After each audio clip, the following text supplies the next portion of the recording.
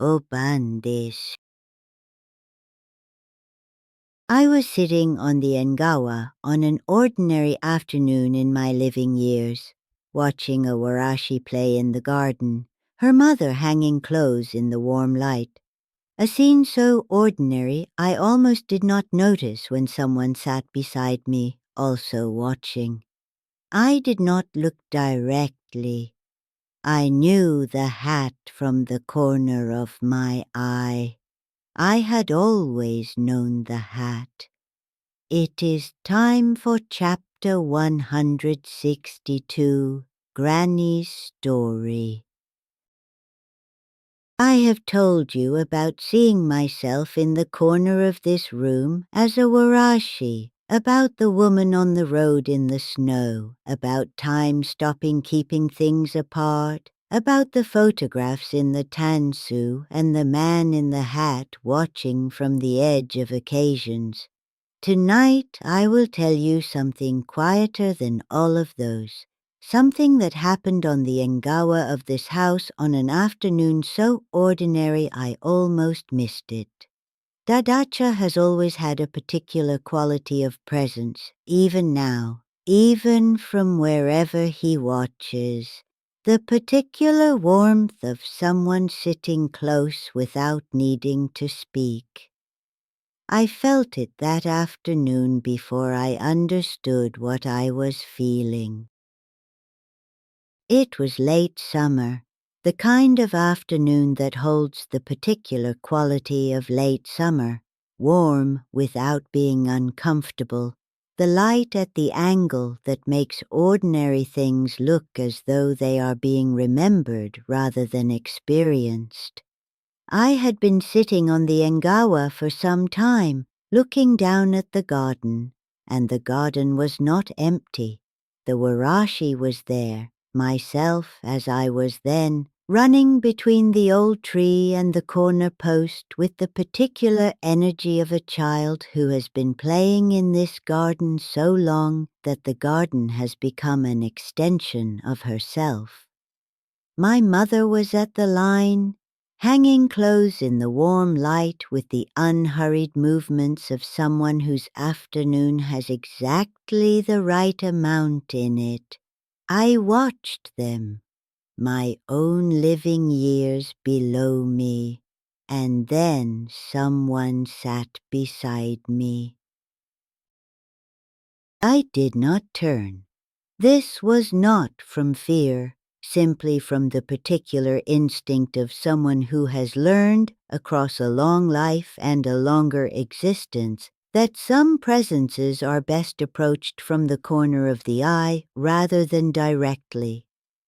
I registered the presence beside me the way you register warmth from a fire without looking at the fire. The particular quality of someone settled into a space with the ease of someone who has sat in this exact spot many times before. I looked at the garden, at the warashi playing in the far corner, at her mother hanging clothes in the warm light, and from the corner of my eye I registered the hat. If these stories have found their way to you, if you find yourself returning to this quiet room, there is something small you can do. Like and subscribe. It tells me, and whatever else watches from this room, that you were here and that you intend to find your way back. If you have a story of your own, Granny is always listening, watching, waiting.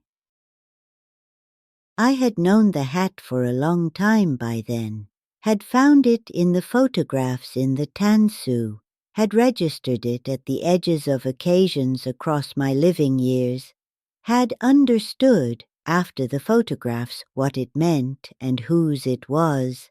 Sitting beside me now on the Engawa, its owner watching the garden with the same attention I was giving it, the warashi in the far corner, her mother at the line, the light at its particular late summer angle.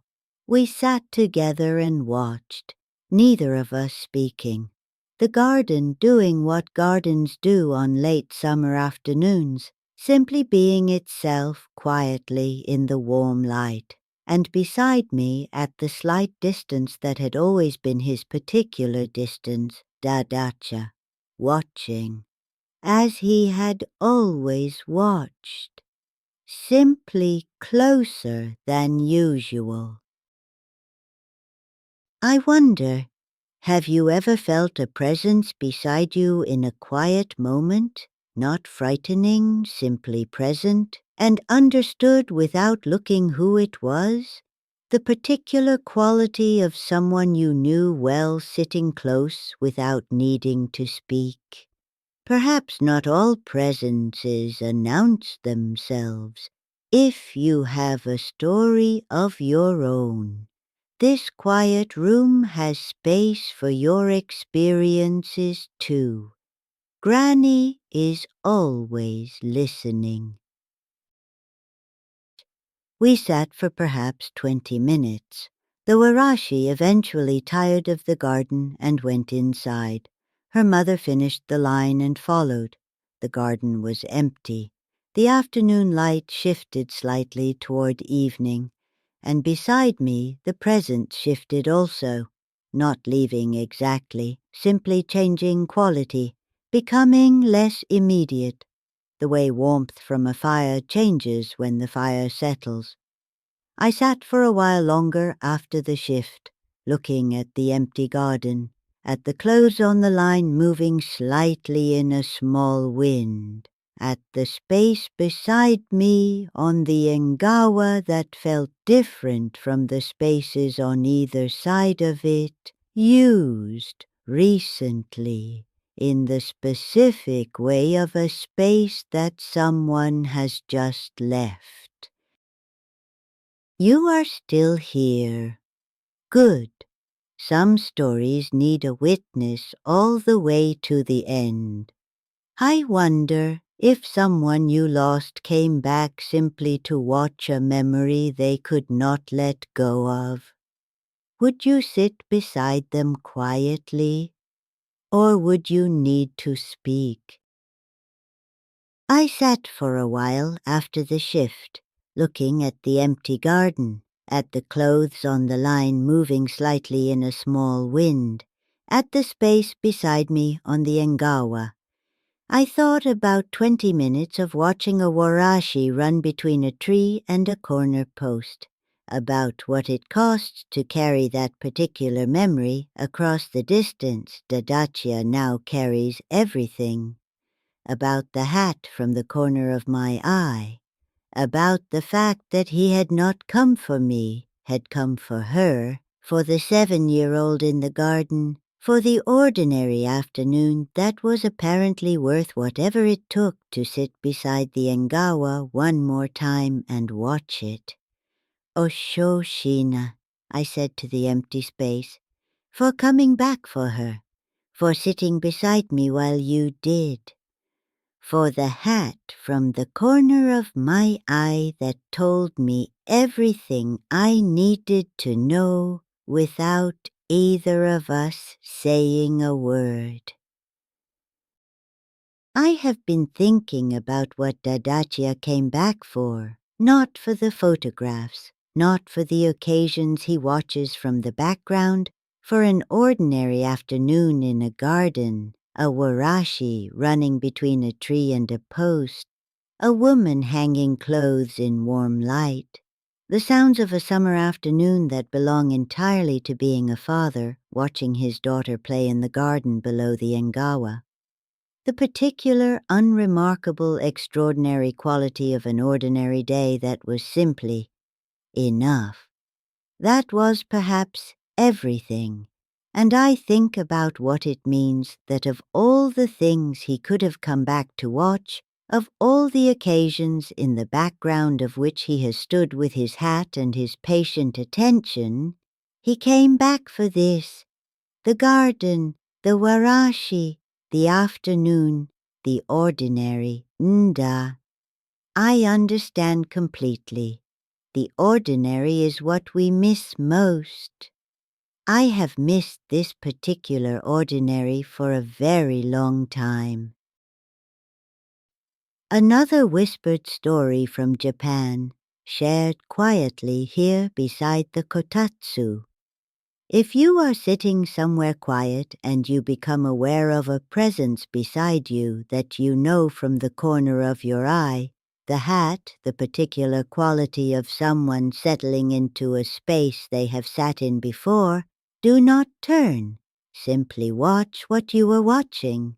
Let them watch beside you, because they did not come for you exactly.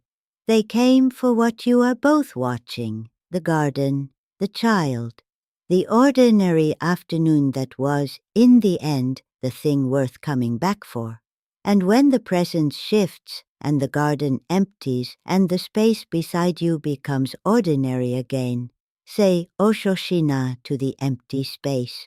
For the 20 minutes, for the hat from the corner of your eye, for the knowledge that some ordinary afternoons are loved so completely that they are worth crossing whatever distance separates the living from wherever he watches from. Just to sit beside the Engawa one more time and watch the warashi run. If this story stayed with you, if the dark or the shadow feels a little closer tonight, you know where to find me. I am always here beside the kotatsu, watching, waiting. And if you wish others to find their way here too, there is something small you can do. Like and subscribe. I would not object. And if you have a story of your own, this quiet room has space for your experiences too. Granny is always listening.